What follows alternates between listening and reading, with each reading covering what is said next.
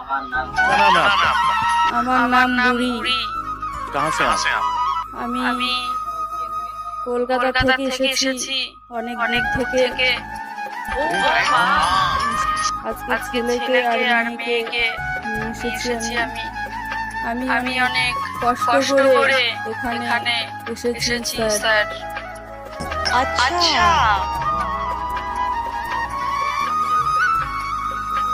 आप करते क्या हैं? কাজের ব্যাপারে আর কি বলবো স্যার, কাজের ব্যাপারে বলতে গেলে আমার লজ্জা করে।